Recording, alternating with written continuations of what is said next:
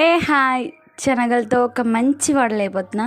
బయట వెదర్ చూస్తే చల్లగా ఫుల్ వర్షం పడుతుంది. సాయంత్రం నుంచి నాన్ స్టాప్ వేడివేడిగా ఏమైనా తినాలనిపించింది. అప్పుడే నానపెట్టిన శనగలు ఉన్నాయి కదా, ఏదో ఒకటి చేద్దాం అనిపించింది. అందుకే వడలేసేస్తున్నాను. ఇలా మొలకలు వచ్చిన శనగలు అయితే హెల్త్కి చాలా మంచిది. చాలా సింపుల్, ఒక 5 minutesలో చేసేసుకోవచ్చు. కొంచెం కరివేపాకు, కారానికి సరిపడేట్టు పచ్చిమిర్చి, నేనైతే ఒక 3 వేసుకున్నాను.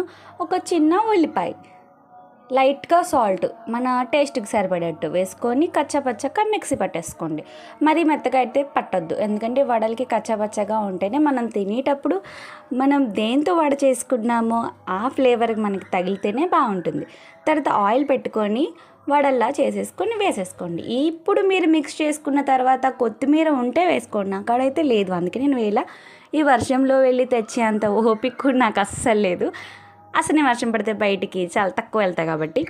తర్వాత వడలు వేసేసుకోండి. మీరు ఏ సైజులో కావాలంటే మీకు నచ్చిన సైజులో వేసేసుకొని మంచి కలర్ వచ్చిన తర్వాత పక్కన పెట్టుకొని తినేయడమే వేడివేడిగా. ఈ వర్షంలో ఇలాంటి వేడి స్నాక్ ఐటమ్స్ తినాలంటే అద్దరిపోద్ది. మాకైతే చాలా నచ్చింది, మా ముగ్గురికి, నాకు దానికే కాదు. మా దేవంశ్ గడ్ అయితే చాలా ఇష్టంగా తిన్నాడు. మా ఆయనకి ఇలాంటివి అంటే ఇష్టమే అనుకోండి. లైట్గా టమాటా సాస్ అలా వేసుకొని తింటే అద్దరిపోయింది వేడివేడిగా. మీరు కూడా ట్రై చేసి చూడండి. శనగలతో ఎప్పుడు తాలింపు ఇలాంటివే కాకుండా ఇలాంటి వడలు వేసుకొని తింటే, ఇంకోసారి శనగలు తీసుకుంటే ఇలా వడలేసుకొని తినడానికే ట్రై చేస్తారు. ఎందుకంటే మేము శనగలు ఎప్పుడు ఇలా వడలేసుకొని తినడానికే ట్రై చేస్తాం కాబట్టి.